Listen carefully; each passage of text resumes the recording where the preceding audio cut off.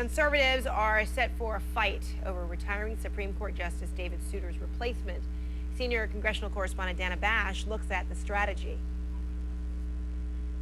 Within hours of learning of a Supreme Court vacancy, conservative activists readied for battle, scrambling a conference call for some 60 groups to talk strategy. Their first order of business, making the case there's a real fight to be had. The left and much of the media is going to be saying, oh, this doesn't really matter.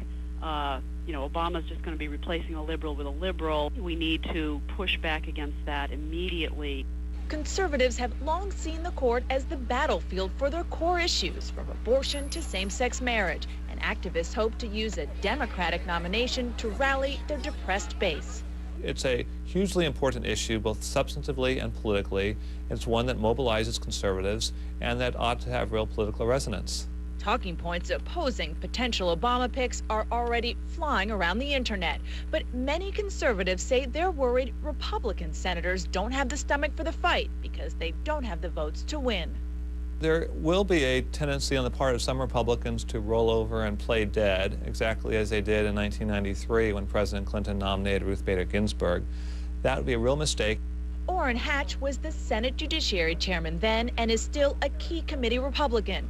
His message to conservative activists, back off. If they want a big fight that's ideological, that's not right.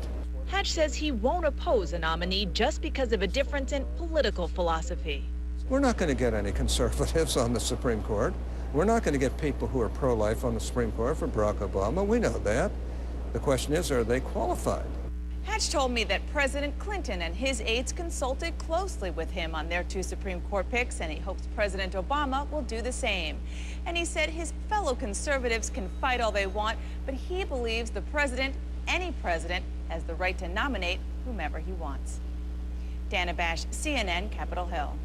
It is obviously important to all of us that homosexual marriage does not become the law of the land.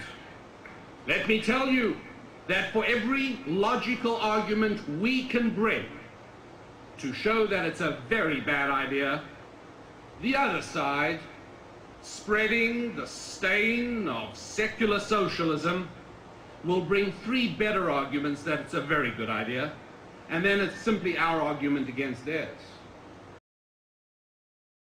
It turns out that you have to go into rehab if you use the word faggot.